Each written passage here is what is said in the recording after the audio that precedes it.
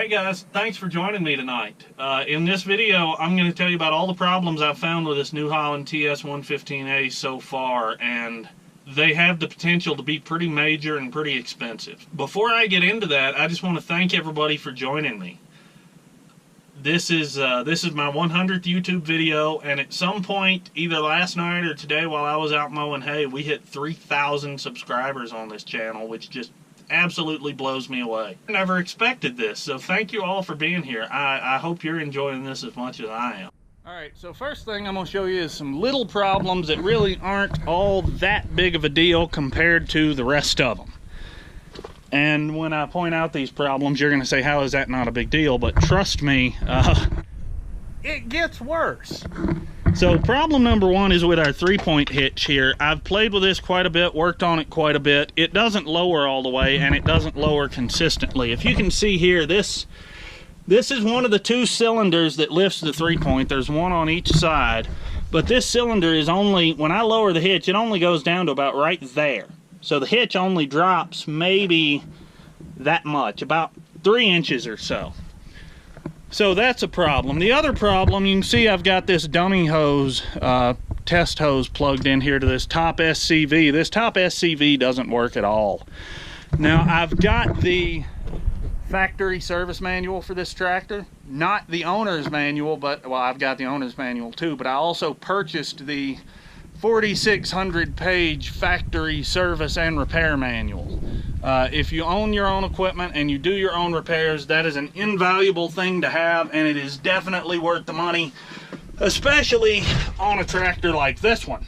Our major issue is with the engine, and it's a big problem. When I unloaded this tractor off the trailer in the first video, you could see the tractor was smoking a little bit, and I didn't think too much of it at the time because, you know, it had been on a truck for a few days and it had been sitting at the seller's place for who knows how long before that, and so I was thinking maybe it just hadn't been run. I should have known better. Watch the exhaust here. Don't mind my ugly face in the mirror, but just take a look at this exhaust when the tractor starts up.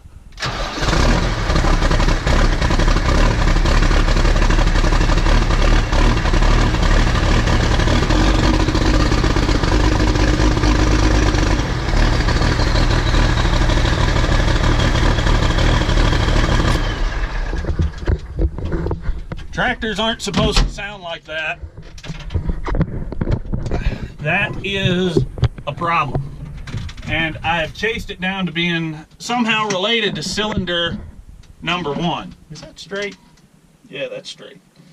I'm not just addicted to my phone, I'm actually using it to see what the GoPro is seeing there. So, that's all that is.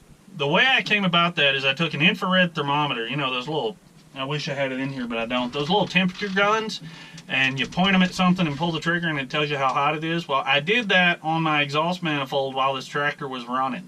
They all need to be pretty consistent. I can't tell you what the exact temperature is supposed to be, but in my case, every single cylinder was running around 340 degrees with the exception of cylinder number 1. Cylinder number 1 was running 147 degrees. And I remember that specifically because I went, wow, that's not right.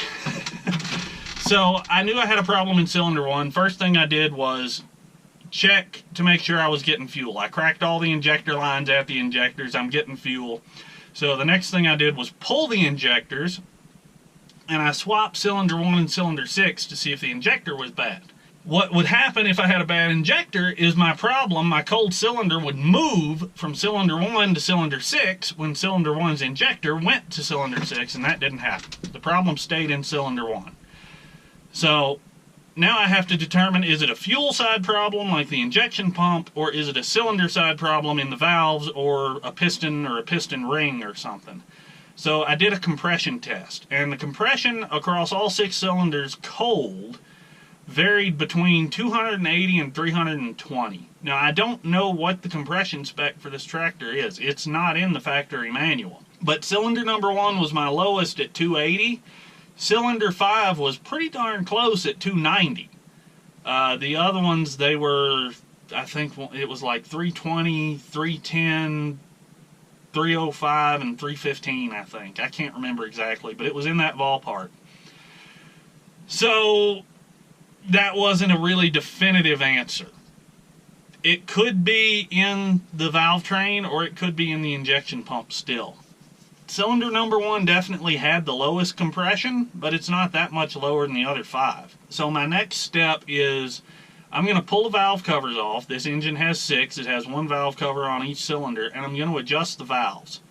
That is a standard maintenance item on any mechanical diesel. It's supposed to be done at regular intervals, so doing it now is definitely worth doing just because it's a maintenance item. There's a chance it'll fix my problem. If cylinder number 1's valves are way out of adjustment and I get them back where they should be, that might fix this whole thing.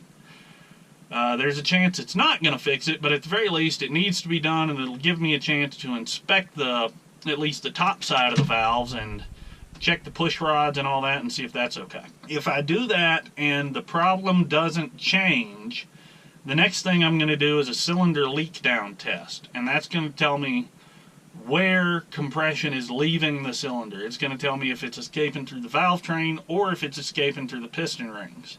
And I'm going to do videos on both of those things and bring you guys along so you can see it, because this is the kind of thing a lot of people never see. So I'm going to let you experience this with me. Like I said in another video, I've been working on heavy equipment for basically all my adult life. I went to tech school when I was 18, came out of tech school, started working on semis, moved to equipment about 2 years later, and here I am. But that's what we're going to be getting into on this tractor, and I hope to get into that hopefully tomorrow. We got rained out this afternoon, that's why I had to stop cutting, so we're not going to be able to bale tomorrow. If it dries up in the afternoon and it doesn't storm again, I might be able to go cut and finish this 20 acres. I got about 20 acres left to cut in the field we're currently on.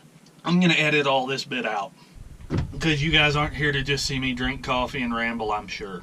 Or maybe you are. If you are, let me know. I put up a video a couple of nights ago that was us working on the round baler. What did you think of that? Comment down below and tell me, because I thought it might just be a neat snapshot of what we do on an average day, you know, not to do a whole lot of editing or planning or anything, but to just grab a GoPro and set it up and show you what we're doing. Did you guys enjoy that or not?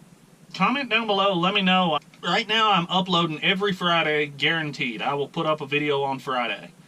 And there's an 80 to 90% chance I'll put up a video on Monday also, if I've got something to put up. Alright, so that's the New Holland. If you enjoyed this video, click that little thumbs up button right now. Go ahead, click it. I can wait. If you haven't subscribed already, while you're clicking things, click subscribe, click that little bell icon next to subscribe. You'll get a notification. Oh, you'll get a notification when I upload a new video. But I'm about to call it a night. It's been a long day. I hope you guys had a good time. Hope you stick around. And yeah, more later.